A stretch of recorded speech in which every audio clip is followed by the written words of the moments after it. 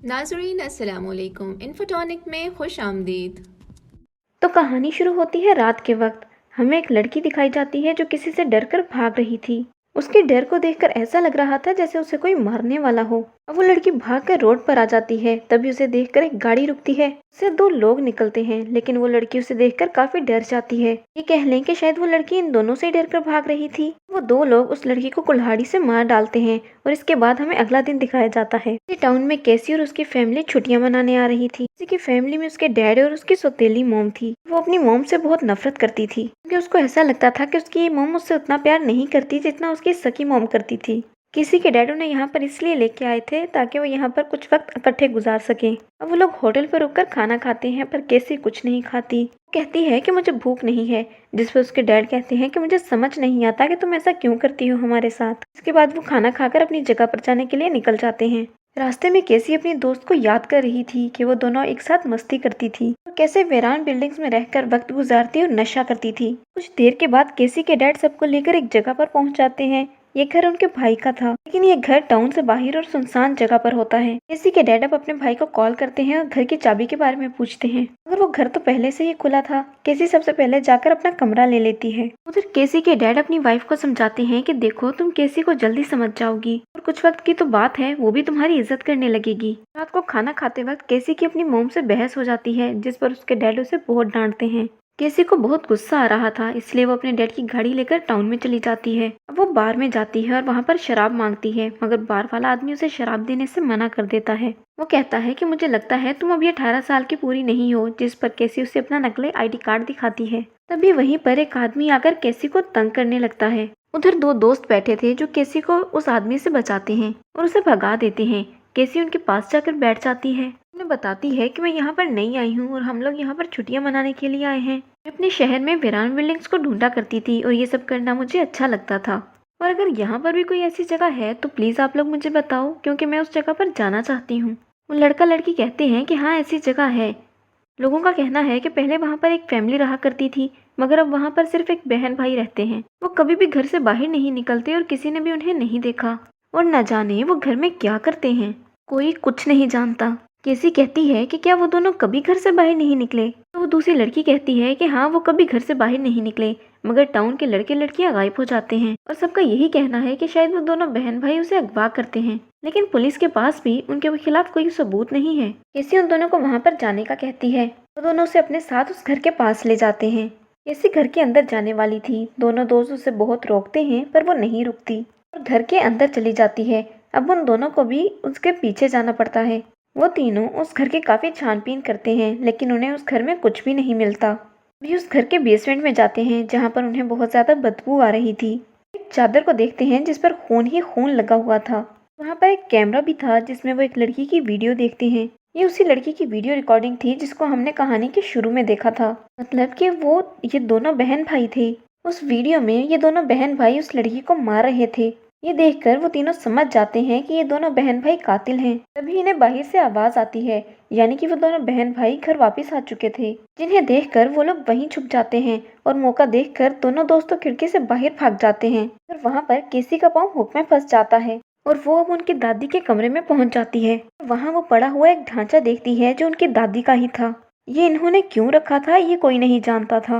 वो बहुत डर जाती है और जल्दी से वो भी खिड़की से भाग निकलती है, मगर उन कातिलों में से जो बहन थी वो उस पर गोली चला देती है। वो गोली केसी की गाड़ी पर जाकर लगती है, पर वो तीनों वहां से भाग जाते हैं।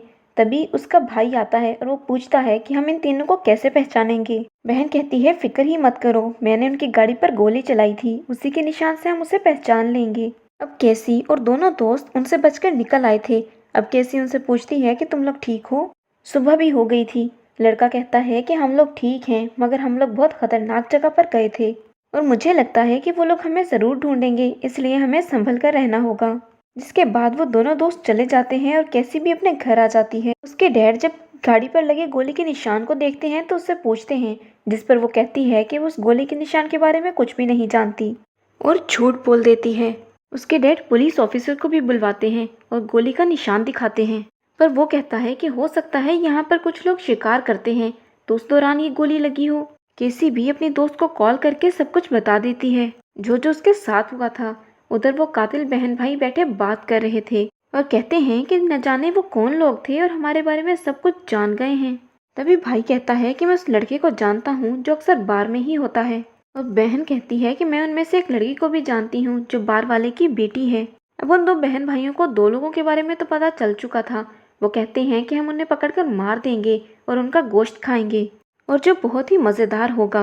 मगर उन्हें केसी के बारे में अभी भी पता नहीं चलता क्योंकि वो इस टाउन की नहीं थी। अब रात को वो लड़की जो केसी के साथ उस घर में गई थी, उसे अपने दोस्त की कॉल आती है जो बहुत ज़्यादा रो रहा था और कहता है कि प्लीज़ मुझे बचा लो। वो जब अपने दोस्त के घर पे जाती है उसे बचाने के लिए, तो देखती है कि दोनों कातिल बहन भाइयों ने उसके दोस्त को पकड़ा हुआ था और अब इस लड़की को भी पकड़कर अपने साथ ले जाते हैं। और जब उन दोनों को होश आता है तो वो दोनों दोस्त उनकी बेसमेंट में थे और उनको उन दोनों बहन भाइयों ने बांधा हुआ था। अब यहाँ पर वो उन दोनों से पूछते हैं कि बताओ वो तीसरी लड़की कौन थी।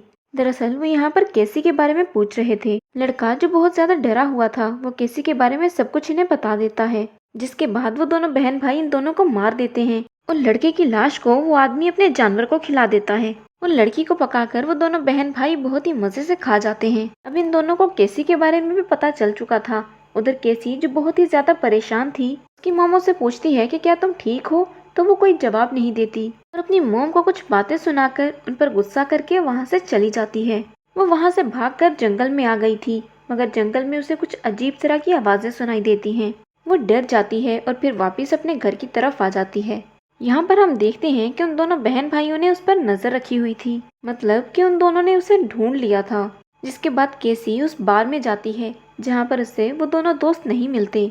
तभी वहाँ पर पुलिस ऑफिसर आता है और उन दोनों दोस्तों के बारे में केसी से पूछता है और वो पुलिस वाले को जवाब देती है कि मैंने उन्हें नहीं देखा, मगर हाँ कल मैं उनसे मिली थी। तब पुलिस ऑफिसर उसे अपना कार्ड देता है और कहता है कि अगर तुम्हें कभी मदद की जरूरत हो तो तुम मुझे बुला सकती हो। उधर हम केसी के डैड और उसकी मोम को देखते हैं जो घर पर थे और उनका दरवाजा कोई जोर जोर से बजाता है। जैसे ही केसी के डैड दरवाजा खोलते हैं तो उनके दरवाजे के सामने बहुत सारा खून था, जिसे देखकर वो डर जाते हैं। और तभी उधर वो दोनों बहन भाई उनके घर के अंदर आकर उनको पकड़ लेते हैं। केसी जब अपने घर वापस आती है तो वो भी खून को देखकर डर जाती है। वो पुलिस को कॉल करती है मगर वहाँ पर नेटवर्क ही नहीं आ रहा था। वो देखती है कि किसी ने उसकी मोम को बहुत ज्यादा मारा हुआ था, उनको एक कुर्सी पर बांध रखा था। उनकी हालत बहुत ज्यादा खराब थी। तभी केसी अपनी मोम से पूछती है कि आपकी ऐसी हालत किसने की। उसकी मोम कहती है कि वो आदमी तुम्हारे पीछे है। तभी उसमें से जो भाई था वो केसी को पकड़ लेता है। दूसरी तरफ जो बहन थी वो केसी के डैड को जंगल में ले जाकर बांध देती है और उनके सर पर सेब रखकर निशाने लगाने की कोशिश करती है। केसी के डैड उसे कहते हैं कि देखो तुम्हें जितने पैसे चाहिए तुम ले सकती हो, मगर वो कहती है नहीं नहीं, हमें पैसे नहीं, हमें तो तुम्हारा गोश्त चाहिए। हम तुम्हें मार कर खाएंगे, तुम हमारा खाना जो हो। अब वो उसके डैड पर गोली चला देती है और सीधा निशाना सेब पर लगता है। उधर केसी की मोम उस लड़की के भाई से पूछती है कि तुम हमारे साथ ऐसा क्यों कर रहे हो, जिस पर वो कहता है कि तुम ये बात अपनी बेटी से पूछो। केसी उनको बताती है कि मैं तो ऐसे ही इनके घर पर गई थी, मैं इस बारे में नहीं जानती थी कि एक कातिल है। और वो भाई वहाँ से चला जाता है, जिसके बाद केसी की रस्सी खुल जाती है। जिसके बाद वो पुलिस को कॉल करके मदद के लिए बुलाती है और दोबारा से कुर्सी पर बैठकर बंधे होने का नाटक करती है। जिसके बाद वो दोनों बहन भाई वहाँ पर आ जाते हैं और उनके साथ केसी के डैड भी थे। तभी वहाँ पर पुलिस ऑफिसर भी आ जाता है और वो उस लड़की के भाई से कहता है कि मैंने तुम्हें मना किया था कि जो इस टाउन के नहीं है तुम उन्हें नुकसान नहीं पहुंचाओगे। तो वो कहता है कि ऐसे कैसे छोड़ दूं, अगर तुमने हमारा साथ नहीं दिया तो मैं तुम्हारे सारे गलत कामों की वीडियो पुलिस को दे दूंगा, और ये मत भूलो कि तुम हमारे कजन हो। यानी कि पुलिस ऑफिसर भी उनसे मिला हुआ था और उनका रिश्तेदार भी था। मगर तभी यहाँ पर बहन पीछे छुपकर उस पुलिस ऑफिसर को गोली मार देती है और फिर उसका भाई उस लाश को कुल्हाड़ी से मारकर आग के पास ले जाकर रोस्ट करते हैं। उधर घर में केसी के डैड अपनी वाइफ को छुड़वाने की कोशिश करते हैं। तभी वो कातिल बहन वहां पर आ जाती है और केसी के डैड पर गोली चलाने ही वाली थी, मगर वो उसको पकड़ लेते हैं और वो चाकू से उन पर हमला कर देती है। और जब केसी की मोम यानी कि उनकी वाइफ उन्हें बचाने आती है तो उस पर भी चाकू से हमला कर देती है। मगर तभी वहाँ पर केसी अपने डैड की गन लेकर आ जाती है और उसके हाथ पर गोली चला देती है और खुद खिड़की से भाग जाती है। उधर जब कातिल बहन अपने भाई के पास आती है जो अपने ही कजन ऑफिसर को रोस्ट करके खा रहा था, उसके पास केसी के डैड भी थे जिसको उन्होंने अभी भी पकड़ा हुआ था।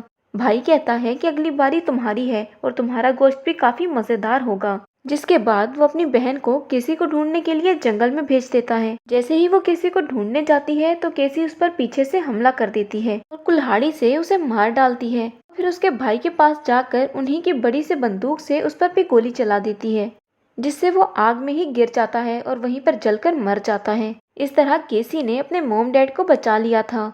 केसी की मॉम जो बहुत जख्मी थी उनको अब हॉस्पिटल ले जाया जाता है। कुछ टाइम के बाद वो भी ठीक हो गई थी। ये सब बहुत खुश थे क्योंकि अब वो एक अच्छी फैमिली बन चुके थे। केसी अपनी सौतेली मॉम के साथ बिल्कुल ठीक हो गई थी और मूवी यहीं पर खत्म हो जाती है।